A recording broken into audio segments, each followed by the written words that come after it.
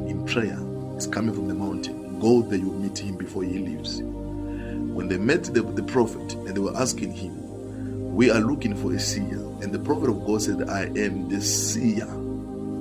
Imagine. And in Israel at that moment, there are many prophets. But this man is having confidence of announcing his position to people that he met for the first time. The people that he met them for the first time, he's not afraid to them, I am the seer. One of the biggest attack to Christian is having fear about their calling, having fear about who they are in the spirit. So now if you want to move in the prophetic, you have to boldly announce who you are. Don't be afraid. People, they might be looking for a big prophet and they meet you as a small prophet. Don't say, no, I'm not the one you're looking for me. The prophet is that side. No. He said, I am the prophet. What do you want? You have to have a confession of God's position that he has given you. Remember, some they were made pastors, some they were made apostles, some they were made teachers, some they were made evangelists. So don't be afraid to speak what God is rising your inner man. Who are you? Who are you? Don't be afraid. The seer said, I am the seer. That means I'm the one whom you're looking for. Don't look for anyone. I'm here for you. What do you want? And now, the seer was able to tell them what God revealed to him before they can even come to him. He says, let's go to the mountain. I've already prepared food for you. And Saul was given food, and he was given even a prophecy about what God has said about his life. God spoken to the prophet before there can even be a problem with the donkeys.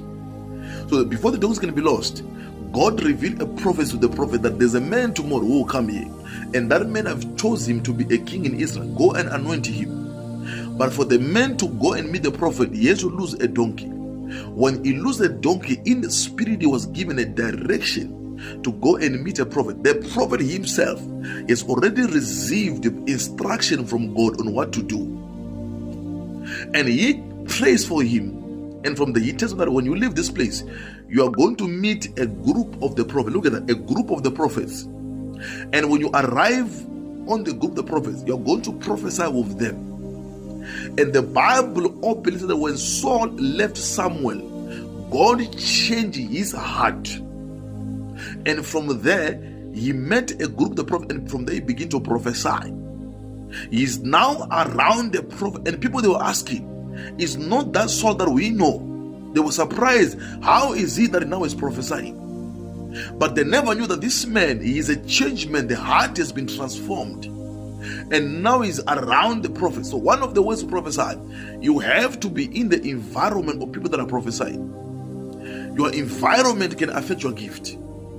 You can be in a place where the gift is suffering.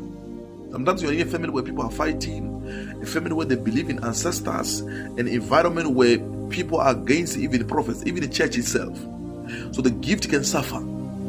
So when Saul was among the prophets, the gift in him, it began to be activated.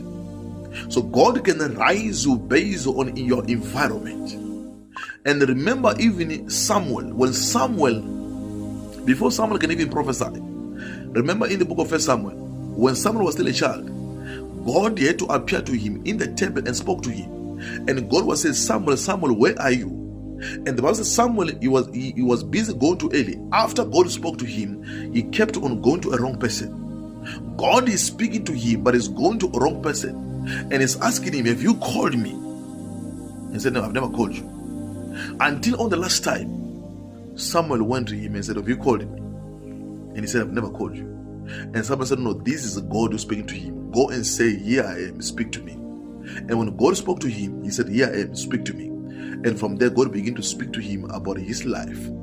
That means one of the ways to move the prophetic, you must have a mentor who will be able to advise you about the prophetic gift. And you must be able to be a man of the spirit, be in prayer. If you don't pray, your gift will be limited.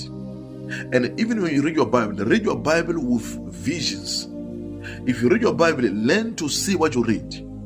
If you read the issue of the woman was having the issue of blood for many years, that issue must be available in your spirit. So you must be able to picture what you see.